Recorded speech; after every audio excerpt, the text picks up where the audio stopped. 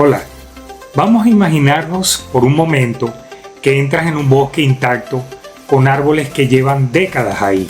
Y cuando miras hacia abajo, el suelo es distinto a cualquier otro que hayas visto. Es esponjoso, con un olor a humedad, y si escarbas verás capas, hojas recientes arriba, hojas en descomposición más abajo, y más abajo todavía una masa oscura que ya no se parece en nada a lo que había encima, pero que contiene todo lo que fueron esas hojas. Ese suelo no es que estuvo ahí siempre, lo construyó el bosque durante años, capa por capa, temporada tras temporada. Ese es el registro físico y químico de todo lo que ocurrió en ese entorno vivo, y también es la razón por la que ese bosque prospera.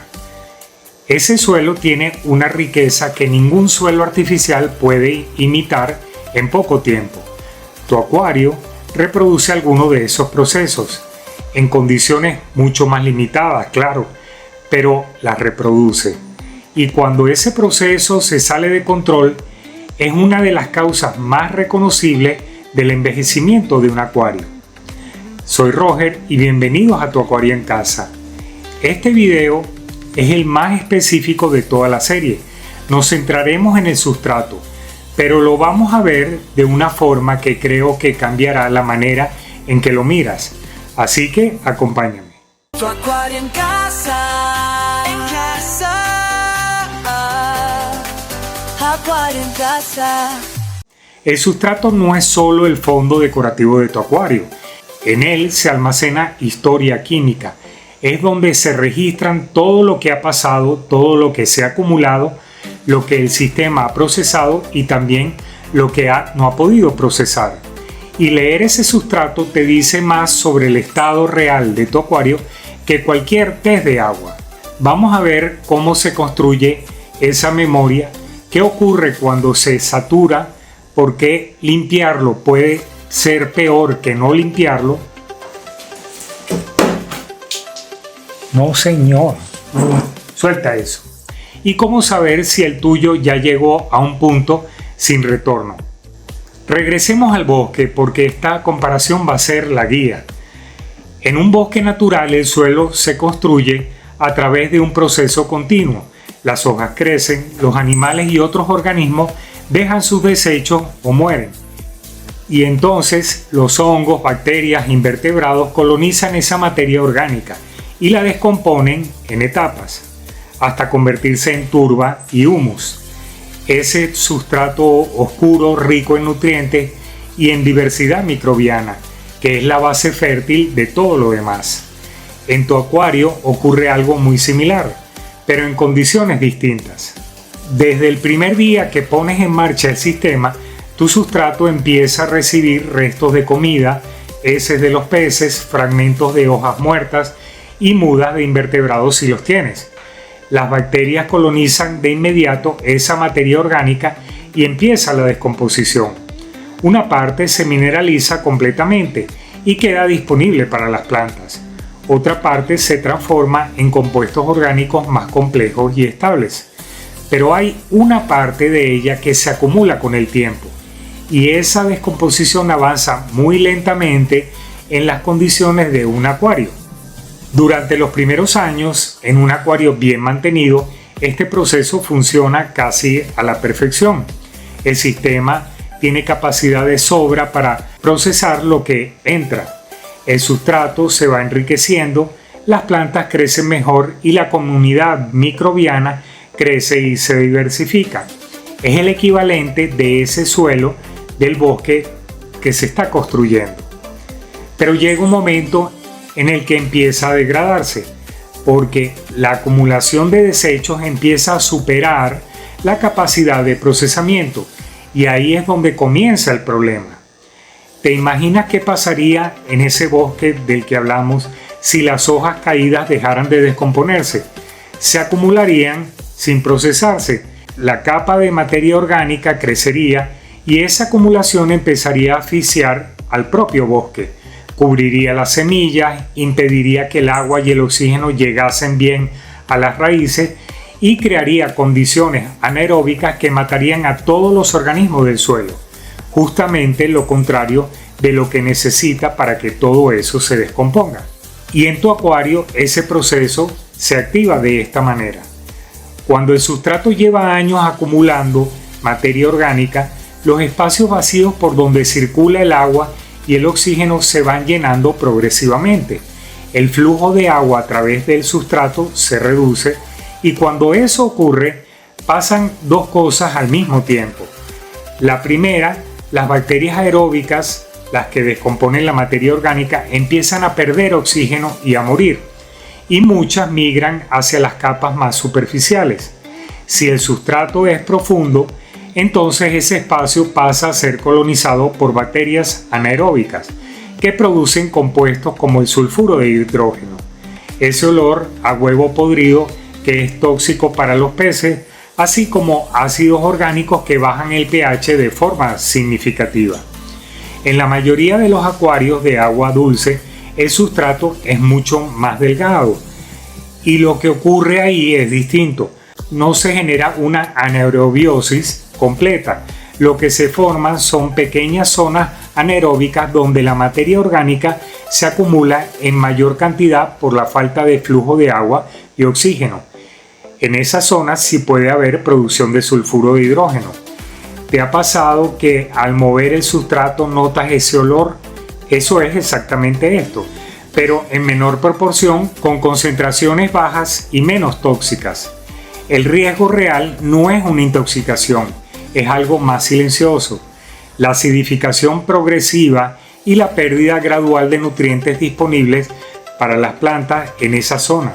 Y ojo, en mi experiencia, eso no siempre lo detectan los test que usamos normalmente. La segunda cosa que ocurre es que la materia orgánica que se acumula en condiciones anaeróbicas no se mineraliza, sino que se transforma en compuestos más estables y menos degradables, que ocupan espacio, alteran la química del agua y reducen la porosidad del sustrato. Es lo mismo a lo que ocurre en un pantano, donde la materia orgánica se acumula durante siglos porque las condiciones anaeróbicas impiden su descomposición completa. Claro, tu sustrato no es un pantano, obviamente, pero los procesos que ocurren en sus capas internas son prácticamente los mismos. Y ojo, puedes tener este problema con un sustrato que visualmente parece perfectamente limpio, porque la materia orgánica que causa el problema no es la que ves acumulada en la superficie, es la que lleva tiempo dentro de esos microporos invisibles haciendo el trabajo en silencio. Ahora, ¿por qué limpiarlo puede ser peor que no limpiarlo? Esto va en contra de uno de los consejos que más escuchas en el acuarismo. Limpia bien el sustrato en cada cambio de agua. Veámoslo por partes. Un sustrato maduro de cierto espesor tiene capas distintas. La capa superficial, los primeros 1 o 2 centímetros, es aeróbica, con un alto contenido de bacterias nitrificantes y heterótrofas. Es la zona donde ocurre la mayor parte del procesamiento biológico visible. Esta capa sí se puede limpiar con moderación porque la renovación del agua y oxígeno en esa zona es lo que la mantiene funcionando bien. Pero debajo de esa capa viven comunidades microbianas más especializadas que realizan procesos que la capa superficial no puede hacer. Las bacterias nitrificantes que convierten esos nitratos en nitrógeno gaseoso o bacterias que procesan compuestos de azufre. Son comunidades que regulan la química del agua local del sustrato.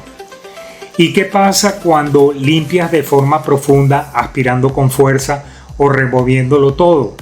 Retiras la materia orgánica acumulada, sí, pero también destruyes esas comunidades. Y en algunos casos liberas a la columna de agua compuestos que estaban siendo procesados en condiciones anaeróbicas controladas. Sulfuros, ácidos, amonio en formas reducidas que suben y pueden causar una crisis química.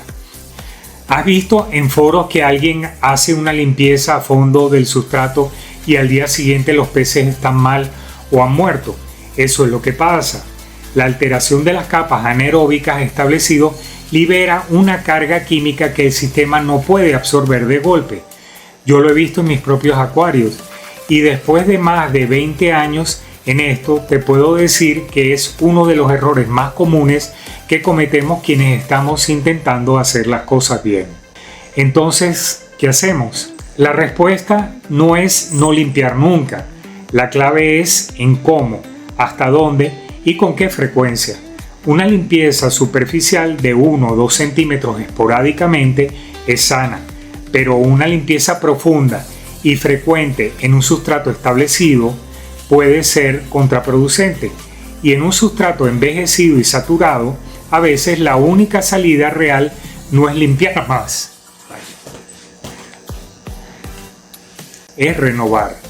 Vamos a ver ahora cómo distingues un sustrato envejecido que todavía tiene capacidad para funcionar de uno que ya llegó a un punto donde renovar es la única opción.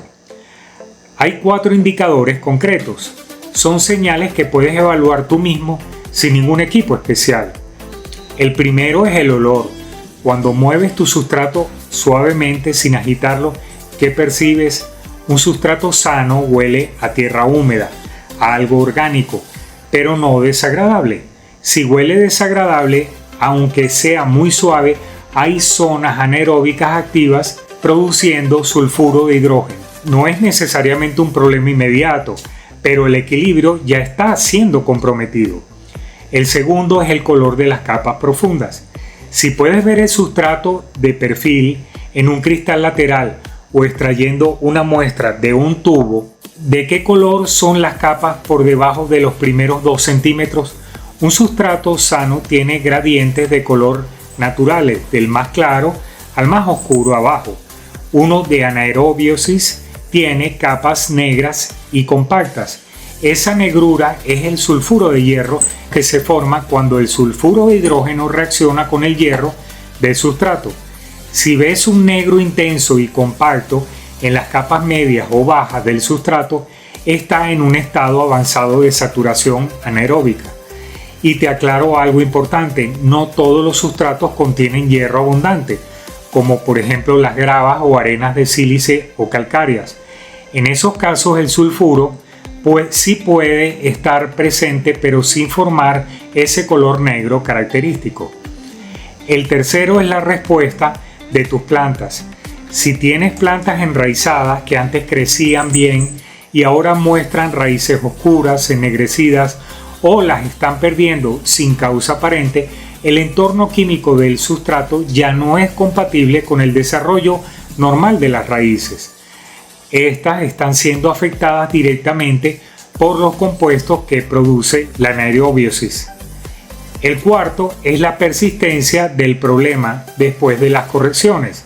Intentaste corregir el pH, los nitratos, la turbidez y los problemas vuelven. Tu sustrato puede estar actuando como una fuente continua de los compuestos que estás intentando eliminar. Estás tratando el síntoma mientras que la causa permanece ahí. Si tienes 2 o más de estos indicadores a la vez, tu sustrato ha llegado a un punto donde la renovación parcial o total es probablemente lo que mejor puedes hacer. Y eso lo vamos a ver en detalle en el siguiente video. El sustrato de tu acuario es un mundo dentro de otro mundo. Se construye durante años capa a capa, exactamente como el suelo de ese bosque del que hablamos al principio. Y como ese suelo tiene un punto en que la acumulación supera la capacidad de regeneración natural del sistema. Cuando llegas a él, ya no estamos hablando de mantenimiento, estamos hablando de tomar una decisión con 3 opciones posibles, cada una con sus propias implicaciones: el reequilibrio sin reinicio, la renovación parcial y el reinicio completo.